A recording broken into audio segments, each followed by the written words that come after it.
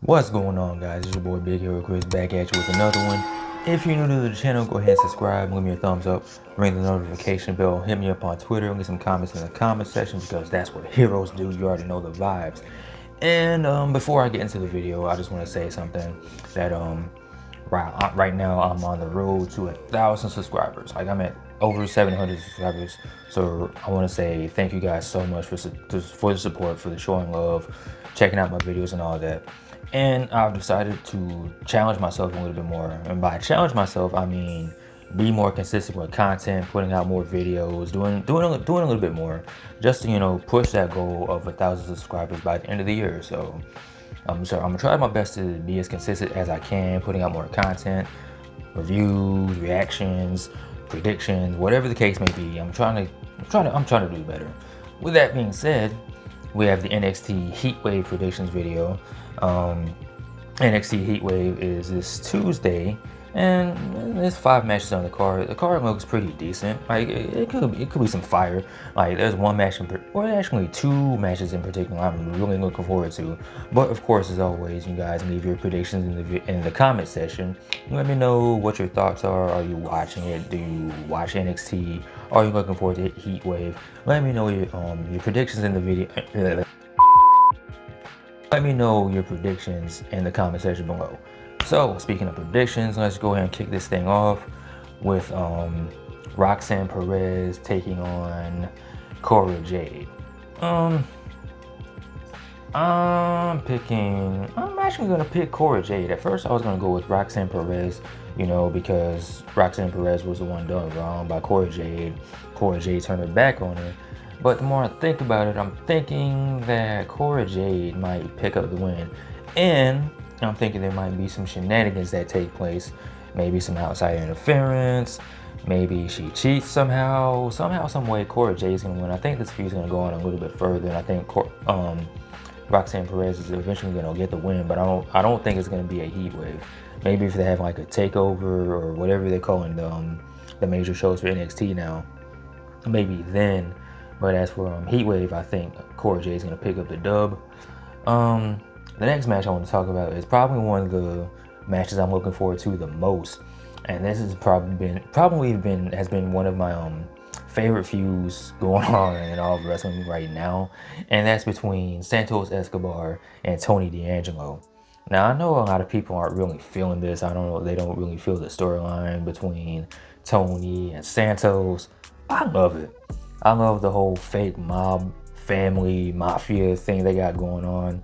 The fake ass Sopranos gimmick they got going on. To me, it's entertaining. I look forward to whatever they do every week. That time when Santos wasn't on TV, I was just waiting for him to come back.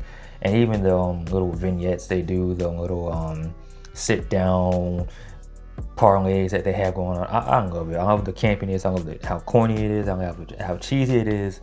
And with this match, I think it's a no disqualification, or I think it's a street fight or something like that.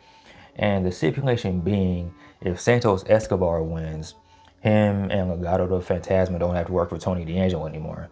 But if Tony wins, Santos leaves NXT.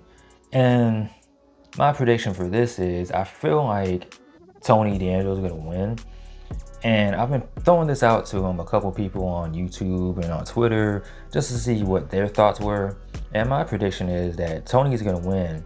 And I feel like Legado del Fantasma is going to turn their back on Santos. And a lot of people are saying, nah, Santos isn't going to win. And they're going to take Legado with them up to when he gets caught up. But my thing is, if it's a loser leaves town match, and if Santos loses, he has to leave. And if he leaves, I don't think he's taking Legado. Or wait, if he wins, if he loses, he has to leave. And I think he's gonna lose, and he's gonna go to either Raw or SmackDown. Also, with that, they did a little WrestleMania party, like introduction of WrestleMania in California, and one of the people that was out there was Santos.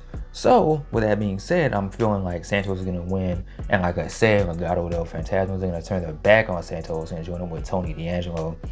So I think that's what's gonna happen. I might be wrong. I don't think I'm gonna be, but we'll just have to wait and see. All right. So next up is Carmelo Hayes taking on Giovanni Vinci. I feel like this one and the Santos match is going to be the two best matches on the card, because based off their little interaction they had last week on NXT, I believe these boys are going to cook. I think they're going to go at it.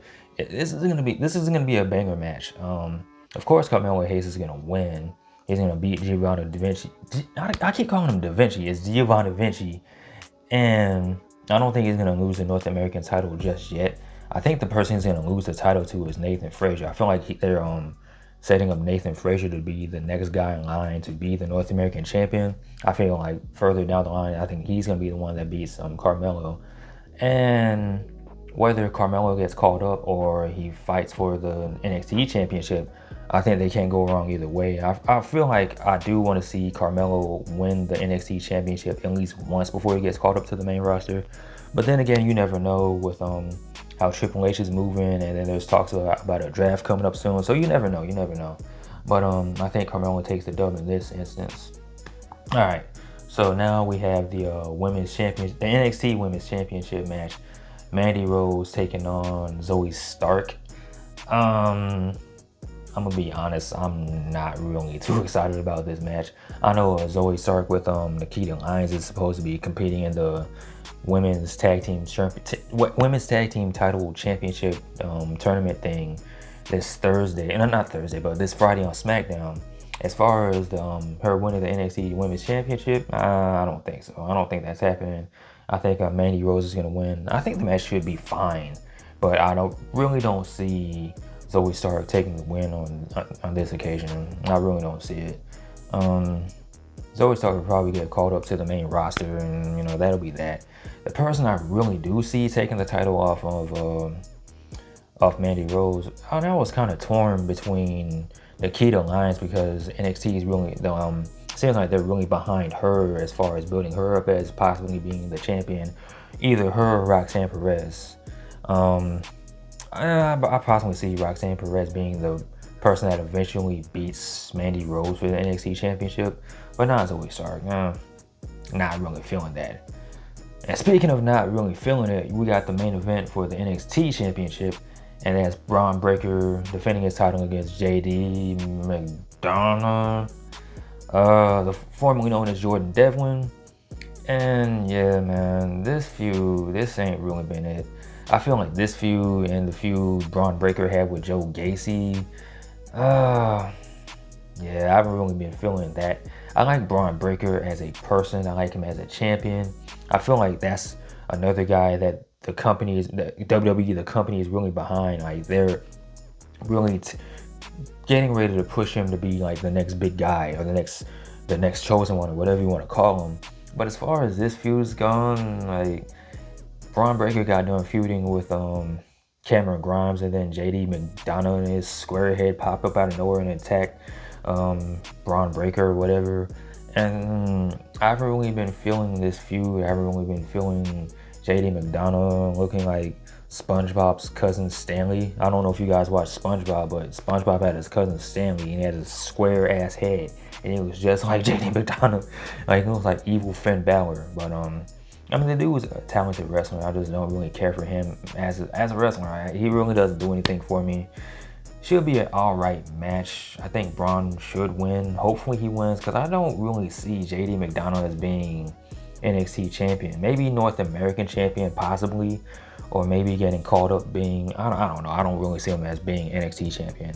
But yeah, that being said, Bron Breakker is going to pick up the win. Who he feuds with after that, I'm not entirely sure. But I think once Solo Sikoa comes back because Solo Sikoa has a knee injury, so I think that once he comes back, I feel like he should be the next in line to be NXT champion. Either him or Carmelo Hayes. Either one of those two guys should be the next NXT champion. And then Bron Breakker goes up to the main roster, and we all live happily ever after. in the world of wrestling and sports entertainment, or whatever the hell you want to call it. Yeah, man, so there you have it. Those are my predictions for NXT Heatwave. Again, what are you guys' thoughts? What are you guys' predictions? Let me know in the comment section below. Are you guys excited for Heatwave? Is there any interest? Do you care? Are you watching NXT? Let me know in the comment section below. Of course, as always, like, comment, and subscribe. You guys take care and be easy. I'm out. Peace.